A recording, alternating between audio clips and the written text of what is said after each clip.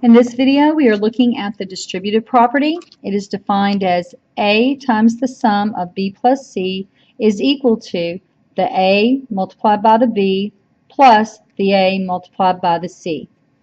So in example 1, we have a negative 2 times the quantity x minus 3 minus 2 times the quantity x plus 2.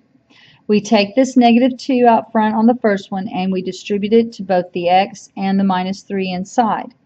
Once we see a closed parentheses, we stop distributing. Now we have another set of parentheses, so we look in front and we see that we have a negative 2. It's a negative 2 because every number has a sign and every sign has a number. And so that number is attached to this 2, so it's a negative 2. That's going to get multiplied by both the x and the 2.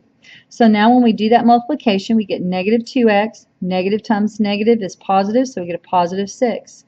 For the second set, we get negative 2 times x is negative 2x, and negative 2 times 2 is negative 4. Then we look at our like terms. Negative 2 and negative 2 make negative 4x. Positive 6 minus 4 makes a positive 2. For our next example, we have 4 times the quantity a plus 6 minus the quantity 3a minus 5. Now to help out, since there wasn't a 1 there before, I went ahead and put a 1 there so we could see what it was that we were distributing. So here we have 4 times a, which is 4a, 4 times 6, which is 24. For the second set, we're going to take the negative 1, multiply it by the 3a, and get a negative 3a. Then a negative 1 times a negative 5 is a positive 5. Again, we're going to combine like terms. 4 minus 3 is 1, so we get 1a. 24 plus 5 is 29. So this expression here simplified is a plus 29. In our final example, we have 3n times the quantity 4n plus 2 plus 5 times the quantity 2n plus 6.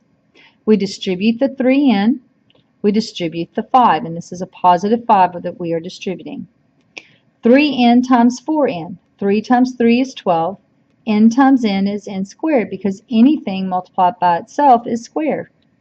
Then 3n times 2. 3 times 2 is 6, and we keep our n. 5 times 2n is 10n. 5 times 6 is 30. We identify our different kinds of terms, and we have these two like terms in the middle here, so we're going to combine those. So we write down the 12n squared plus 6 plus 10 is 16, so it's plus 16n plus 30. So remember to stop when we have a closed parentheses, and then remember to identify your like terms and combine those. And don't forget when you have a negative that that's a negative 1, and you can go ahead and write that 1 there if you want, and then distribute that negative 1.